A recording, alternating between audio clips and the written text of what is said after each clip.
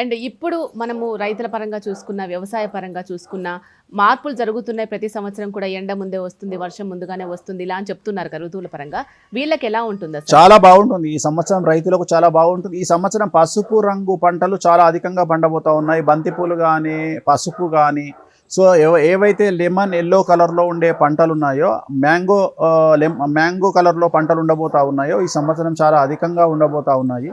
కాకపోతే ఈ సంవత్సరం ప్రెడిక్టబుల్ కంటే అన్ప్రెడిక్టబుల్ సిచ్యువేషన్స్ ఎక్కువగా ఉండబోతా ఉన్నాయి. ఉదాహరణ, కరెక్ట్గా పంట చేతికొచ్చే సమయంలో తెలుగు రాష్ట్రాల్లో ఎక్కడనో దగ్గర వర్షం పడడం, ఆ వర్షం వల్ల మామిడి పూత రాలిపోవడం కానీ, లేకపోతే మామిడి కాయలు రాలిపోవడం కానీ, అంటే అది కూడా ఎందుకంటే ఎక్కడైతే ఎల్లో కలర్ అంటే పంట కరెక్ట్గా మ్యాంగో ఎల్లో కలర్కి వచ్చే సమయంలో ఏదైనా ప్రాబ్లం వచ్చే అవకాశం ఉంది. అలాగే ఈ సంవత్సరం ఇంకొక సంచలనం ఏంటంటే దీపావళికి ఈ సంవత్సరాలు వర్షాలు ఎక్స్పెక్ట్ చేసే అవకాశం ఉంది. దేశవ్యాప్తంగా అవ్వచ్చు, తెలుగు రాష్ట్రాల్లో అవ్వచ్చు. కాబట్టి ఈ సంవత్సరం క్రాకర్స్ అమ్ముకునే వాళ్ళు జాగ్రత్తగా ఉండాలి. కొద్దిగా జాగ్రత్తగా అంటే ఓవర్ ఇన్వెస్ట్మెంట్ పెట్టకుండా, మొదలే చెప్తున్నాను నేను, ఓవర్ ఇన్వెస్ట్మెంట్ పెట్టకుండా ఈ సంవత్సరం అన్ఎక్స్పెక్టెడ్గా తెలుగు రాష్ట్రాల్లో వర్షాలు పడేటువంటి అవకాశం ఉంది. దీపావళి ముందు రోజు కానీ, దీపావళి రోజు కానీ.